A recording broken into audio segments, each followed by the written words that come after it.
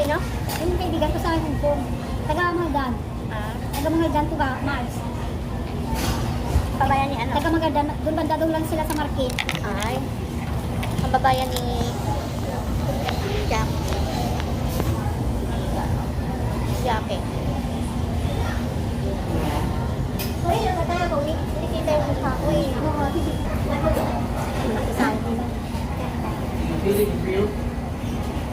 Ano ko naman ito? Gusto ko yung ano? Gusto ko yung may ano? Gusto ko yung maraming.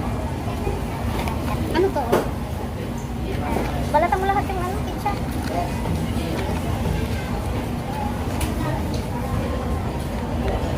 Ano yung sabi mo?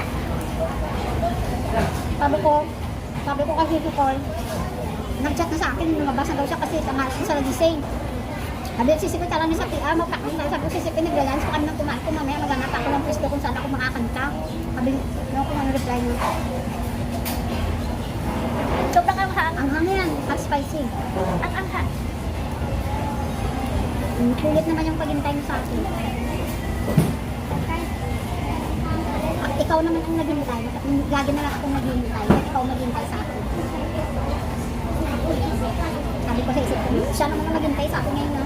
Sarapang kami. Hindi mo pera ako. Ano? Nag-almusal kami kanina ni Jason na hindi ako ba nag-almusal? Kaya nakalusan.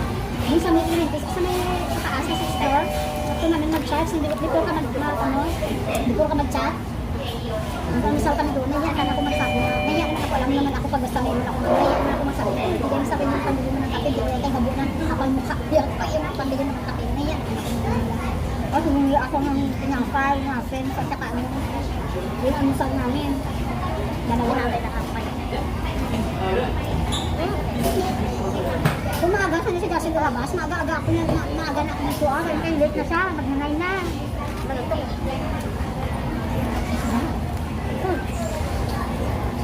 Huwag mo lang galawin kasi pag hindi mo. Ano ba yan? Huwag mo na daw galawin, di ba? Ibusin natin yan. Mayroon pang ano. Mayroon pang ano. That's so it.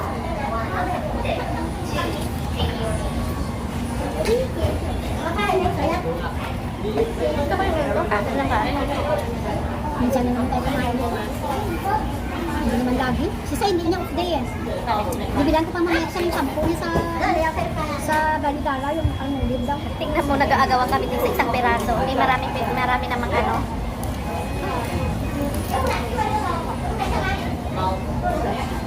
Nag-aagawan kami dito.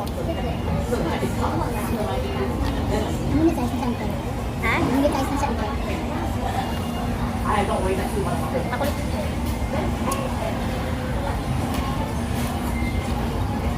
Ayoko, kagaya nga yun sa akin. Oh, ito naman yan eh. Ito naman yan. Nagaya. Hindi ko gano'n na gano'n kasi. Nag-ano ako sa Star Maker minsan. Wow, Star Maker ang aking kalig. Yan finally sa ano, DI doon. Talay mo, nakapasok kami kahit pangatlo lang, hindi tigawang kausan kami dalawa nasisikoy na rin. Ano na nangyari dito? Ano? Hindi ba ano boss? Nasamla ni, natubos na yun. Yung paggawa ng bahay, kulang pera, nasamla. Wala naman discount eh. Kaya makaulan na naman ano ba? Makaulan na natin. Ano ba sa kanya kasi paulit-ulit na namin yung nangyari. Sa inuman. Diskarte sa inuman. Meron, malakas siya. Pero kung diskarte sa buhay namin, wala. Kaya mas maganda yun para alam niya na nasasanay kasi siya na ako yung pag-ibig tayo nag-aaway kami. Mas maganda na yung ano, mas maganda na yung nabayaan ko muna siya para makapag-isip siya. Mayroon naman ngayon ano. Tapos nag-aagawan naman kami sa isang pakpak, isang ano. Sarap. Kala nyo sarap buhay natin dito. Ano ba yung buhay natin dito? Trabaho ko, tingnan mo trabaho ko. Akala ko ano lang, trabaho ko nga. Lagi ko yung inigay, yung paa ko, sakit. Hindi mo sa isang araw, kami nasis na lalabas. Nalakad pa ng aso. Yung buhay ko lang na yata, nakatutok na lang ako Ay, sa dalawa. Minsan sinasabi ko na kay mama, yung buhay ko, dito, nakatutok na lang dito sa dalawa na to eh. Kung minsan sinakta guys, nanay ko, kasi lang, ang laking kasalanan ko lang din kasi si mama. Pagulayan siyang ginagawa ko siya. Siya yan ang nagkakalungkat ng mga doer ng mga laga ko, Mars.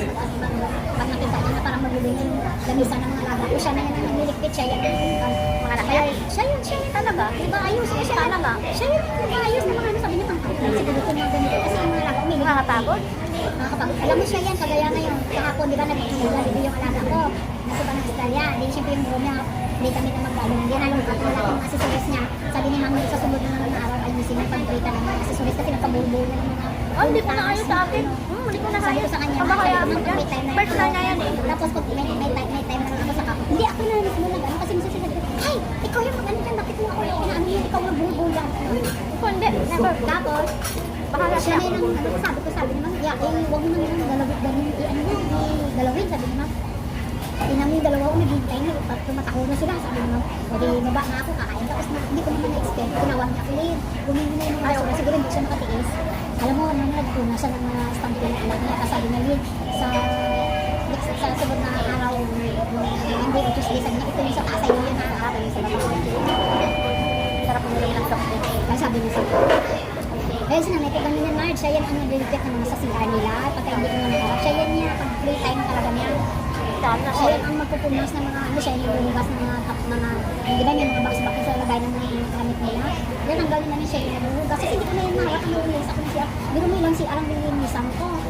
Sa baba, 4. Grabe naman yan. Ang dami namang apat. Ilan, bawat room may CR. Ang hindi ko lang nililisan na bathroom, yung pang-gis sa gis room, kasi bira yan yung ginagamit. Kain tayo guys. Ayan. Kaya gagawin natin dalawa yung isang takbo. Kaya nga. Kaya ano, para hindi magalaw, hindi ko sakaling hindi na Ay, kain natin lahat yan. Sabi ko nga kay Jassel, pag dumating si ate mo, sabi ko, mag-ano kayong dalawa, mag-explore kain kayo, mag-explore, sabi ko, dalawa naman kayo, sabi ko. Bakit nagsulat na siya? Sabi ko sa susunod na off day, sabi ko Nagdahol na siya? So sabi ko sa susunod na off day, mag-priminti tayo, kasi bukit mapukon si ate mo, andito lang yan, malapit na na sa atin yan, priminti, sabi ko, dalawang station yan, mapukon ka dito, sabi ko, lapit na lang yan. Sabi ko talaga, sabi ko, hindi pa siya mag-mayo, hindi pa kayo mag-mayo at ano ako, priminti lang kayo nakikita, sabi ko. Hindi, siyempre bago sila. Kaya sabi ko, Gusto pa nila, gusto nila ma-explore yung sabi ko kasi kami, sabi ko mag-explore kayong dalawa. Pag alis ko wala kayong akin yan, naligaw na daw yung iba daw ang akin na sinakyan nila. Kasi bago lang din yun. Hindi na natin yun, kumbaga kasabayan niya sa training, kasabayan niya lahat sa hanggang sa nakarating sila dito. Okay naman siya na yun ba? Machi. Sabi niya, okay, nabigla lang balak ko. Parang nagblanko yung utak ko. Okay, sabi niya, siguro kaya wala akong tulog dati. Kakaisip ko sa problema sa Pilipinas. Hindi na mababalik-balik yung dalawa sa katukanan. Hoy, hindi pa ako makainin yung cellphone mo. Nakaharap pala yung cellphone ko kaya hindi makain.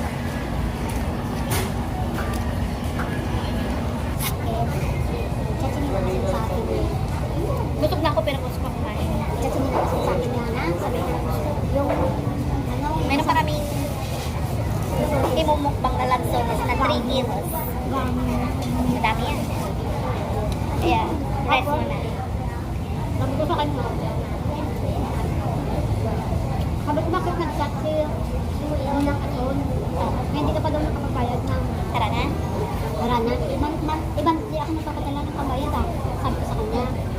Doon niya binayad. Sabi niya, binayad ko na yun. Nagbawa na ako. Kasi mas ano yung month hindi ko bayad June. Sabi ko napadala na ako ng June ah. Bakit hindi mo binayad? Sabi ko kayo. Tapos ang ano ko nga sa kanya yung pira lang daw.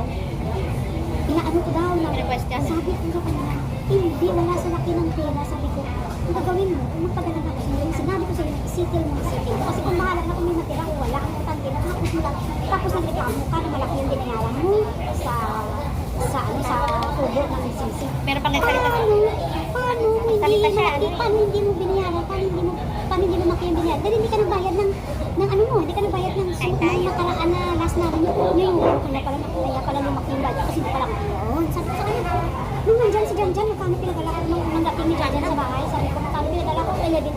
Sabi ko, si Janjan ang budget ko. Ano saan yung pera? Lumabas ko sa ano sa mga anak mo.